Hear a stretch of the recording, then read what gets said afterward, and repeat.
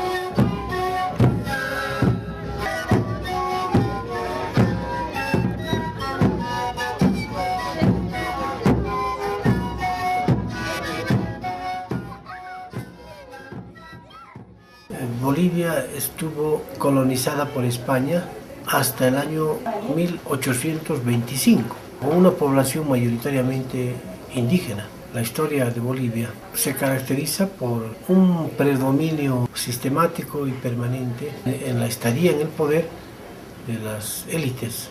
Esas élites fueron creando grandes emporios económicos que les permitía no solo hegemonizar la economía boliviana, sino también la política boliviana. En el año 1952 los indígenas se levantaron contra el poder de entonces, contra el gobierno de entonces. En el año siguiente se produce lo que es la reforma agraria, donde las tierras ya son distribuidas por el gobierno, por el Estado, hacia los sectores más necesitados, especialmente a los sectores campesinos. Pero esta revolución agraria del año 52 nunca fue completada con otras tareas inherentes a esa revolución. Y por lo tanto hablamos de una revolución frustrada. Después de ello se suscitaron varias dictaduras militares que mantuvieron ese orden de cosas en el sentido de procurar que las élites sigan siendo sectores privilegiados y los sectores históricamente excluidos sigan siendo lo que son, unos excluidos. A partir de octubre de 1982 es que se empieza a vivir nuevamente la vigencia de regímenes constitucionales, tanto en dictadura como en democracia. Muchos gobiernos favorecieron a las élites bolivianas, otorgándoles tierras muchas veces ajenas. En esa perspectiva su actuación fue para el país absolutamente desastrosa, pero sí beneficiosa para los sectores a los que ellos representan, a las minorías. Y entonces no mejoró el país, pero mejoró la economía de estas élites, que se vieron protegidas con la dotación de tierras, con préstamos que nunca se pagan al Estado, etc., con corrupción. Y por eso es que cuando se producen las elecciones donde participa don Evo Morales, o sea, las últimas elecciones para presidente y vicepresidente, él recibe el apoyo no solo de los sectores mayoritarios del país, sino de clase media, que estaba cansada de los políticos tradicionales, sea de izquierda o de derecha, pero cansada por la forma tan delincuencial de administrar el gobierno. Este líder obtiene casi un 54%, o sea, por encima de los requisitos que originalmente se exigían, ¿no? Mayoría absoluta. ¿Cómo se puede explicar que un país como Bolivia, que dispone de tantas riquezas naturales, como reservas importantes de gas, petróleo, minerales, tenga tan pésimas infraestructuras?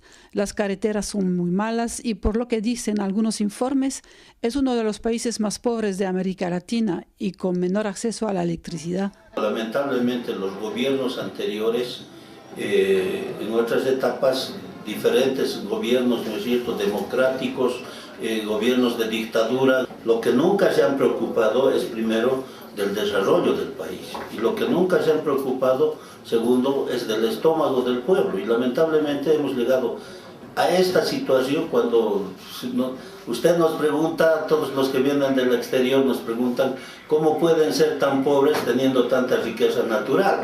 Entonces, pero lamentablemente los gobiernos que han pasado en anteriores gestiones nunca han pensado en un desarrollo integral del país.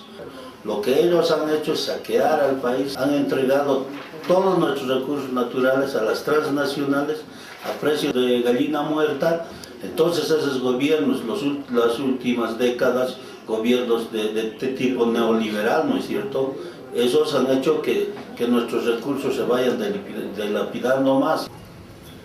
Desde el año 1940, según datos demuestran, Bolivia nunca tenía superávit fiscal, siempre déficit fiscal, no tenía plata. En el primer año de nuestro gobierno, 2006, con superávit fiscal, creando algunos bonos inclusive, después de que nacionalizamos, empezó a mejorar la economía. Queremos socios, no patrones sobre nuestros recursos naturales. Yo quiero aprovechar esta oportunidad. No quisiera que se repita la historia de Potosí.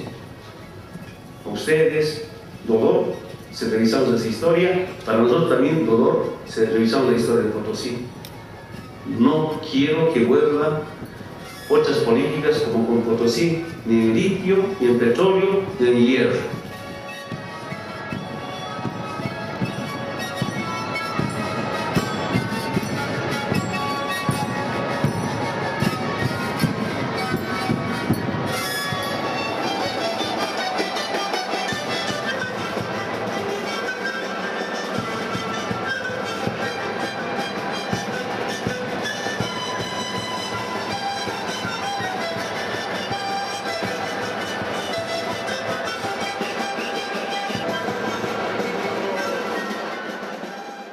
El gobierno empieza a implementar sus planes para mejorar la situación social de la gente. Esta política de reivindicación de derechos ha generado respuestas negativas en los sectores más reaccionarios del país.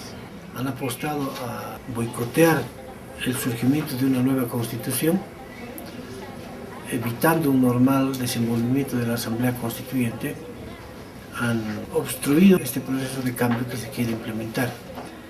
Y obviamente todo cambio afecta intereses, porque a sabiendas todos de que la distribución de la tierra en Bolivia fue muy irregular, muy mañosa, muy prebendalista, en el momento en que se quiere sanear esas tierras, existe la oposición de los beneficiados con esas tierras. En el momento en que se quiere luchar contra la corrupción, también hay una oposición que aquí coarta todo. La oposición es dura en el sentido que está perdiendo sus privilegios, está perdiendo el control real de lo que es el manejo del Estado. Y ahí es donde no les conviene, ¿no es cierto? Porque ellos siempre han sido comerciantes, siempre han sido industriales, han manejado las instituciones, tema ministerios, tema aduana, en función y en beneficio de ellos. Ahora es en beneficio de todo el país, esa es la diferencia. Y esa diferencia es que no quieran sostenerla, no quieran aguantarla, entonces la oposición es totalmente radical, ¿no es cierto? Hasta el extremo de que ustedes están viendo por medios de prensa, que no solamente el enfrentamiento es ideológico, político, sino que se están yendo a las armas, organizando estructuras de paramilitares que estaban bien armados, bien fortalecidos, y además gente, emisarios que son pagados, que están viniendo del exterior, justamente a querer debilitar este proyecto y este gobierno.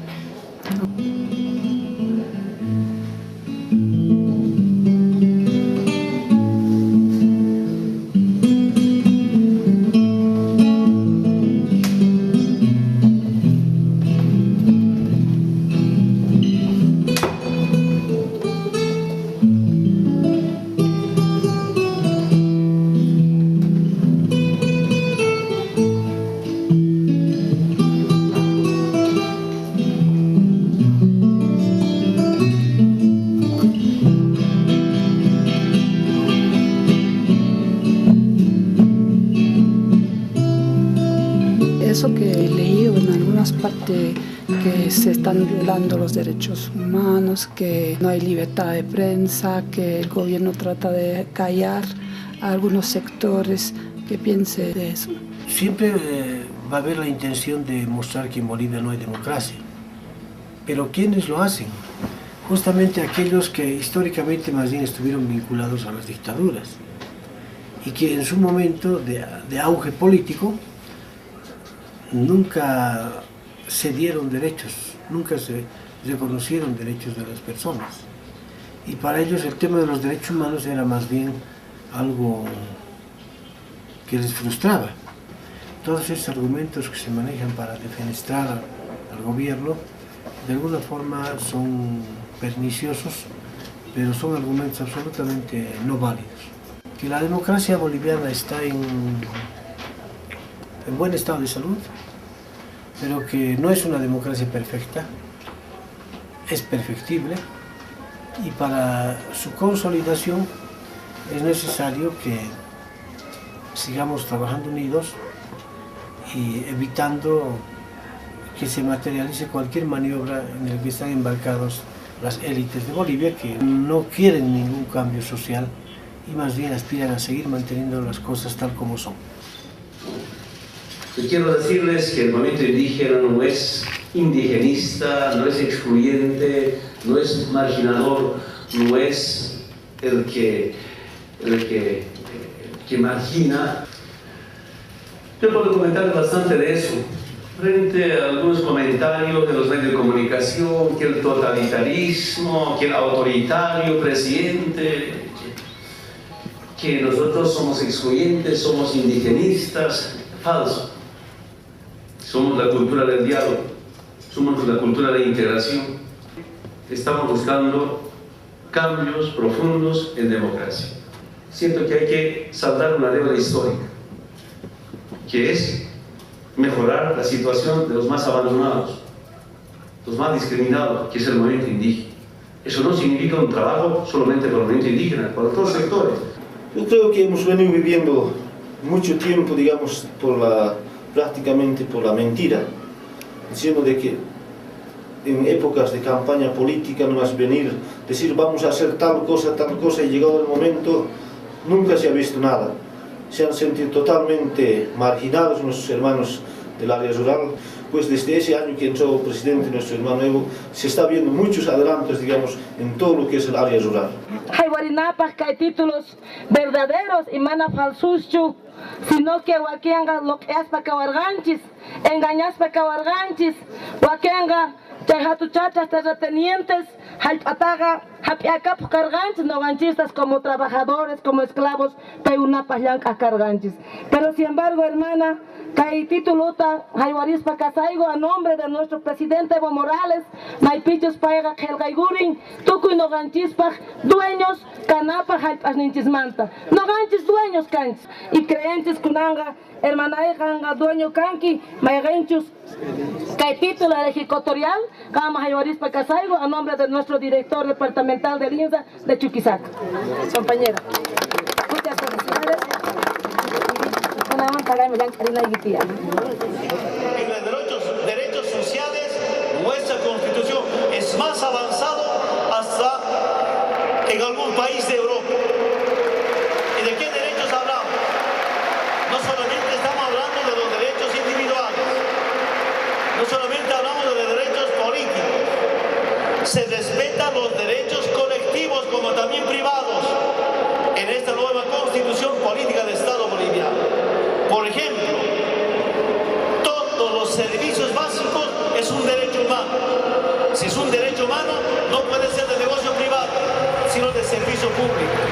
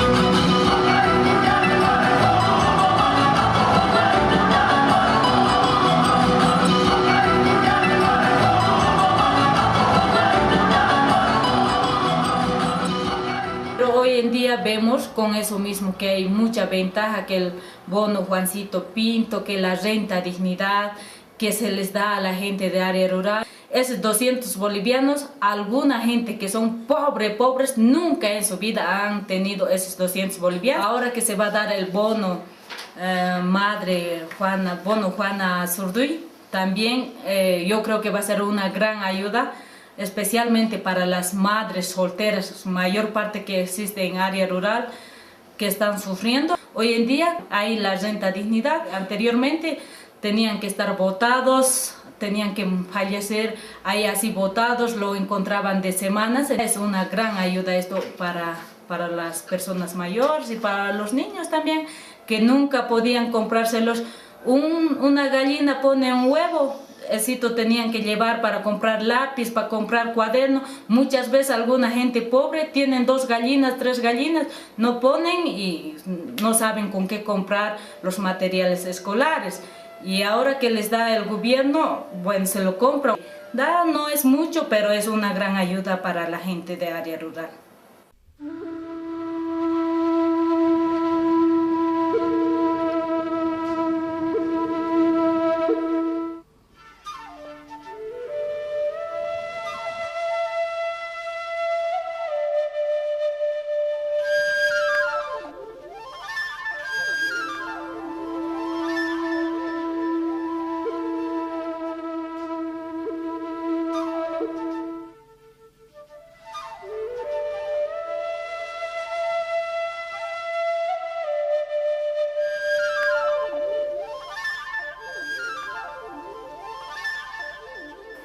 ¿Cuántos años tienes, Maximiliano? 12.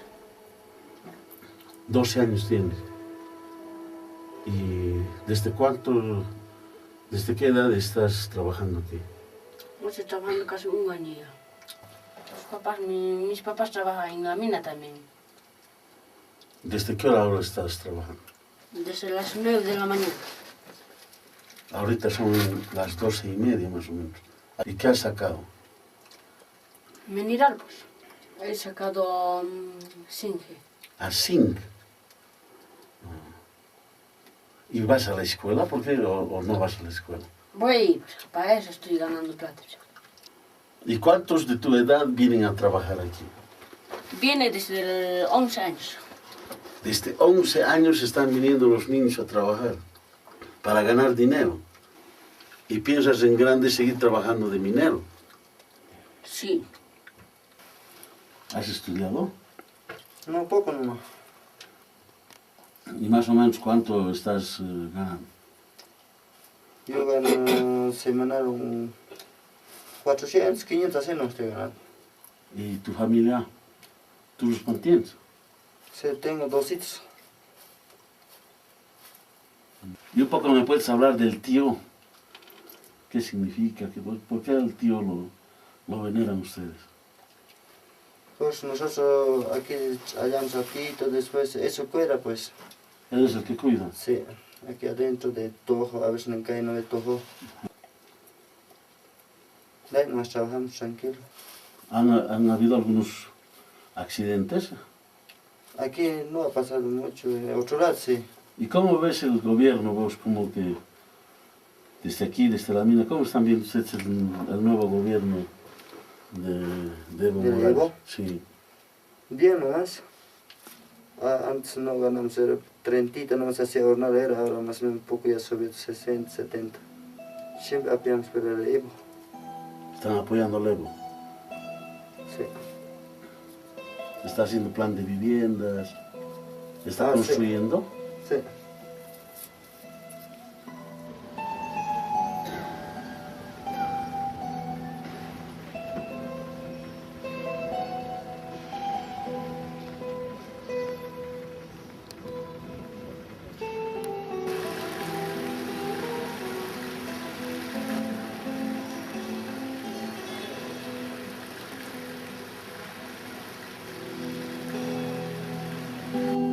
Aprender a leer y escribir no es tarde, en primer lugar.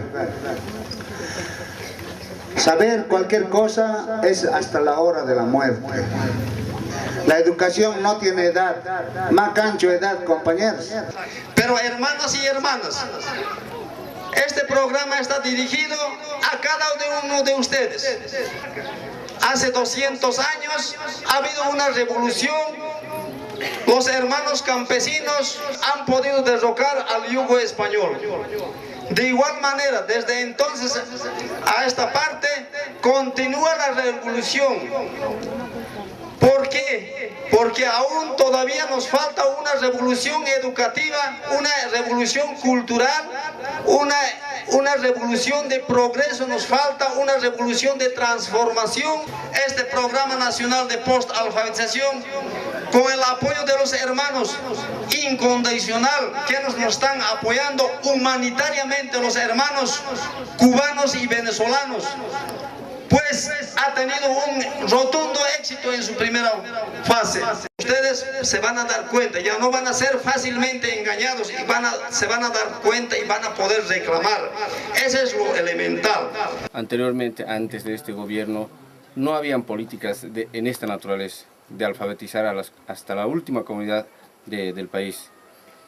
Es a partir del 2006 que se van implementando estas políticas de alfabetización, de culturización de todos los habitantes de Bolivia. Esta es una política, es un primer paso dentro de la política de cambio, dentro de esta revolución que estamos viviendo. Ciertamente hay políticas mucho más ambiciosas, mucho más grandes.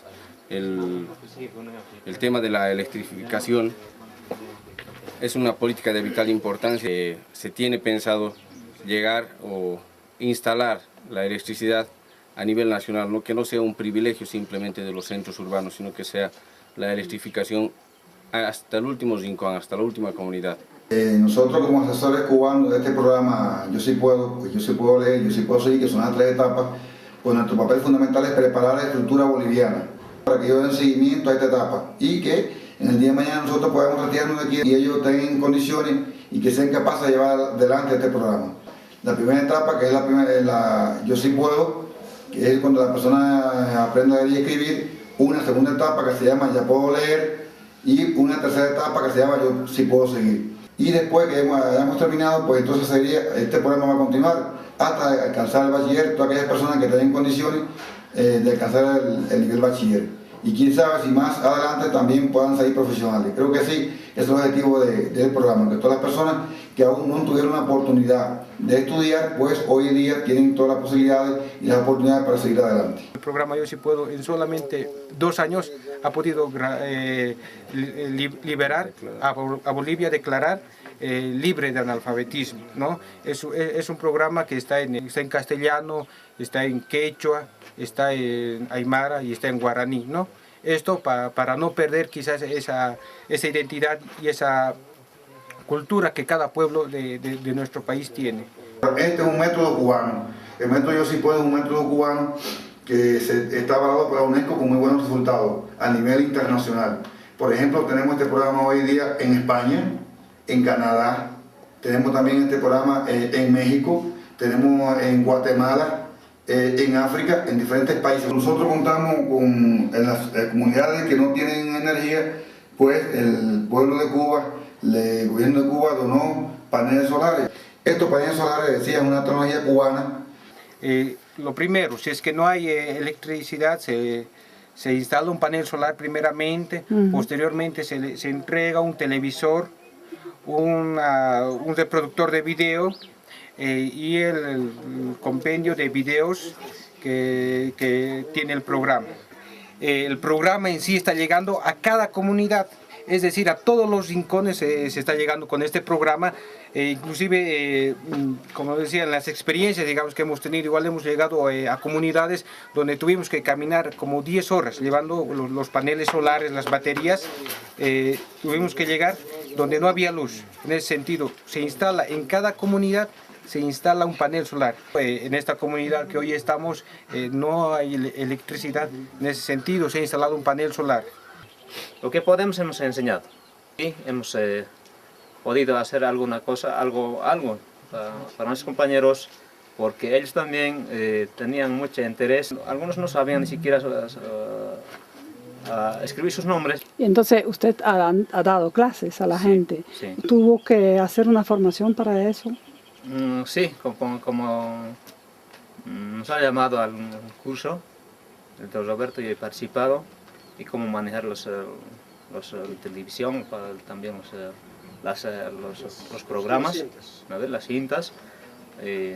Todo eso hemos aprendido. En esta alfabetización nosotros hemos aprendido a leer, a escribir, porque antes no hemos sabido mucho. Antes estábamos sin profesor y también... ¿Y piensa usted seguir con el programa Yo Sí Puedo Más? Sí, yo puedo seguir más porque todos mis compañeros también pueden estar estudiando porque para todos es un beneficio.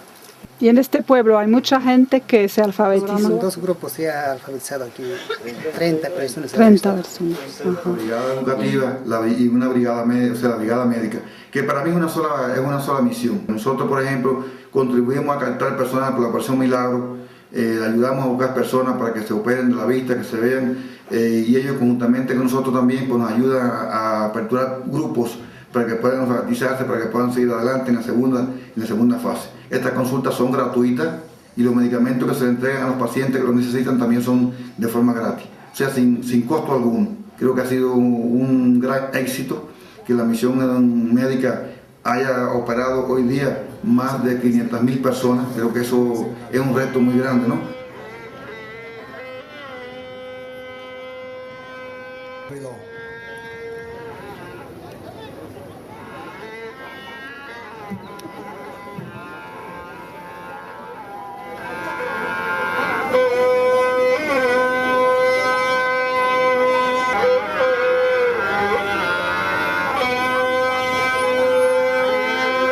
Aquellos que conquistaron el anhelo de libertad. El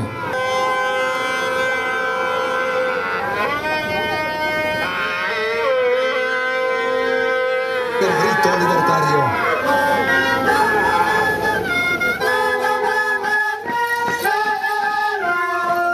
Desde esta hermosa localidad de Ravelo, desde el norte por las ondas de Canal 7, para Bolivia y el mundo. Empezando de esta manera, las celebraciones por el Bicentenario. Y hoy día no vengo a aprobar ningún proyecto, ni recibir proyectos, sino recordar la historia de nuestro país, la historia de Latinoamérica, una lucha permanente por los derechos, por la tierra, por el territorio, por nuestros recursos naturales. No es ninguna novedad, no es ningún invento de Evo Morales. Todos somos la bolivianina, la nueva Bolivia, diversos y unidos del Cabildo. ¿Qué piensa el pueblo indígena a propósito del Bicentenario? Bueno, nosotros como Federación de Pueblos Originarios de Chuquisaca, todo el comité ejecutivo, todos los ejecutivos provinciales, hemos decidido en una reunión para poder llevar un bicentenario de los pueblos indígenas de América, especialmente. Y nosotros tenemos 4 actos grandes que se va a llevar. El primer acto que se va a llevar en Zabelo, que nació ahí Juana Zurduy, en homenaje a nuestros héroes. El Bicentenario no solamente deben festejar, la gente de la ciudad siempre ellos festejan el Bicentenario de la ciudad, pero y sin embargo han sido los primeros luchadores, los revolucionarios, nuestros indígenas como Bartolina, Juana Zurduy, Tupac Katari, y por eso mismo nosotros estamos haciendo estas actividades para reconocer a nuestros héroes y para declarar también como héroes a nivel nacional, porque muchas veces están Simón Bolívar, Antonio José de Sucre, pero de los otros héroes indígenas se han olvidado.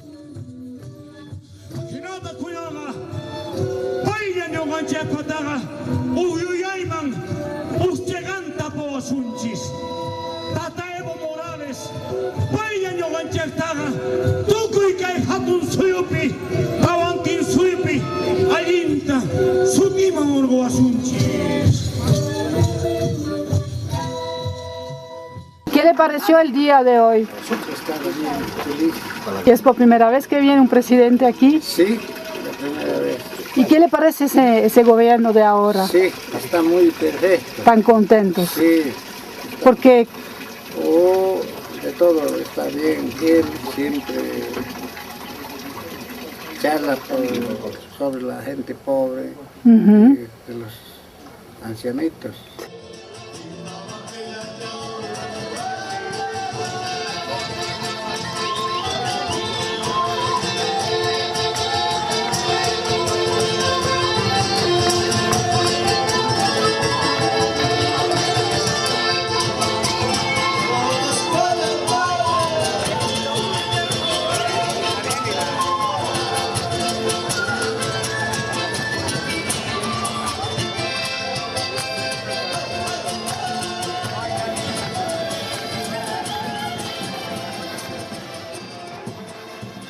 Y también estamos haciendo un acto de desagravio que se va a llevar el 24 de mayo aquí en la ciudad de Sucre, recordando que un año que nos han discriminado, nos han humillado, nos han hecho arrodillar, los de la derecha, los de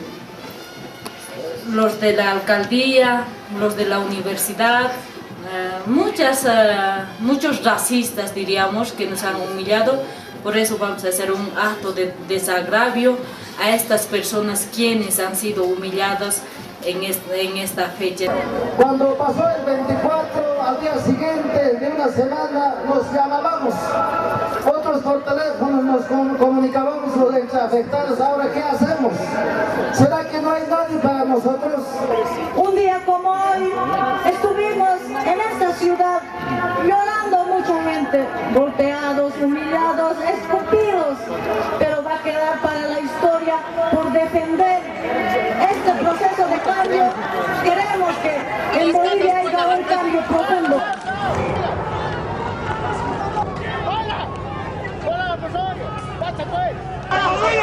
¡De rodillas, carajo! ¡Van a morir, no! ¡Desde el MAS! ¿Qué no va a estar del MAS?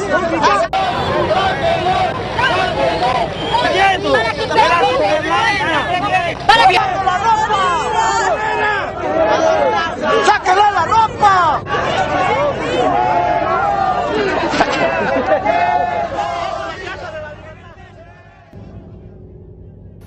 Pero estamos aquí presentes, solo pidiendo una igualdad entre todos los bolivianos. Todos somos bolivianos. Como bolivianos tenemos los mismos derechos y los mismos deberes. Aquí no hay personas de primera clase y personas de segunda clase.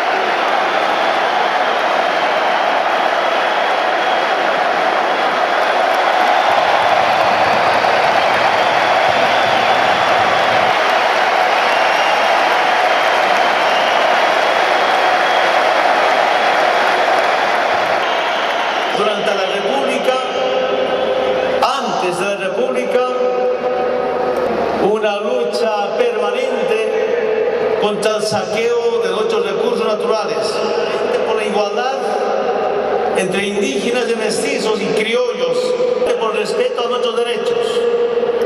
El derecho, sobre todo de los pueblos indígenas, el sector más vilipendiado en la historia boliviana y la historia de Latinoamérica. Una rebelión a un Estado colonial.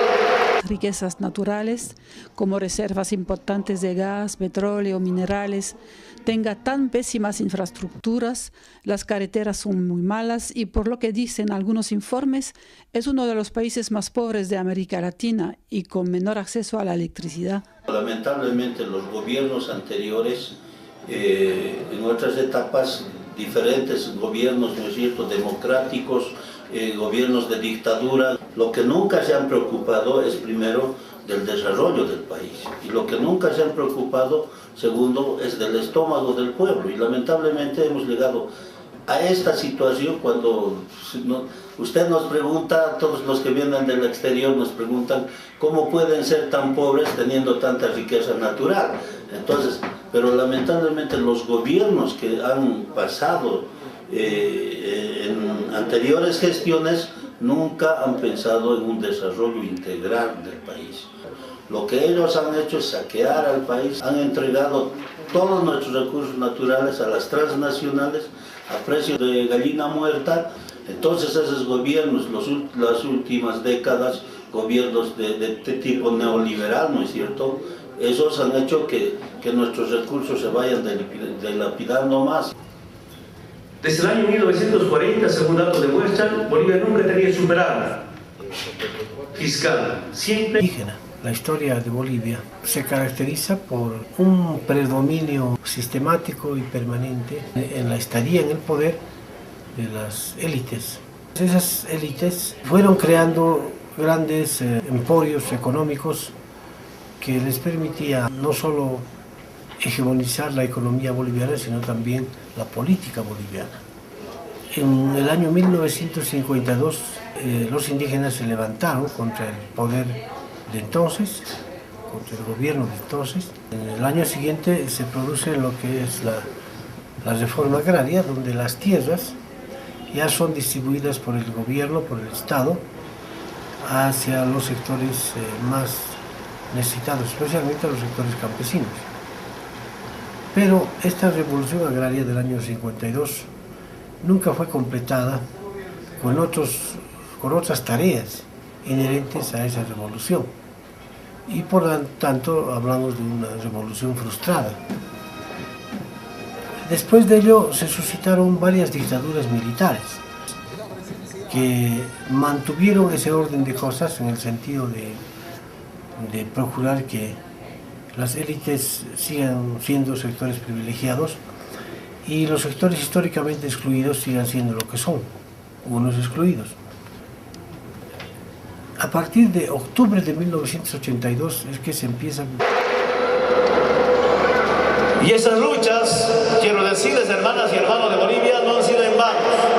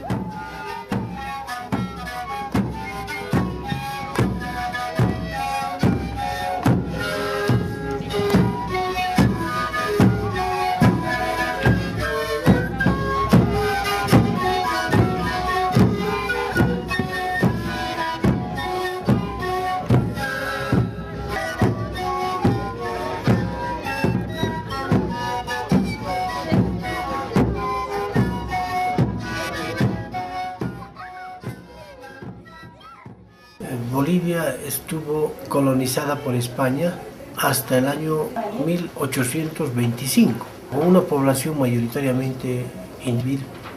Nuevamente la vigencia de regímenes constitucionales, tanto en dictadura como en democracia. Muchos gobiernos favorecieron a las élites bolivianas, otorgándoles tierras muchas veces ajenas. En esa perspectiva su actuación fue para el país absolutamente desastrosa, pero sí beneficiosa para los sectores a los que ellos representan, a las minorías. Y entonces no mejoró el país, pero mejoró la economía de estas élites, que se vieron protegidas con la dotación de tierras, con préstamos que nunca se pagan al Estado, etc., con corrupción. Y por eso es que cuando se producen las elecciones donde participa don Evo Morales, o sea, las últimas elecciones para presidente y vicepresidente, él recibe el apoyo no solo de los sectores mayoritarios del país, sino de clase media, que estaba cansada de los políticos tradicionales, sea de izquierda o de derecha, pero cansada por la forma tan delincuencial de administrar el gobierno. Este líder obtiene casi un 54%, o sea, por encima de los requisitos que originalmente se exigían, ¿no? Mayoría absoluta. ¿Cómo se puede explicar que un país como Bolivia, que dispone de tantas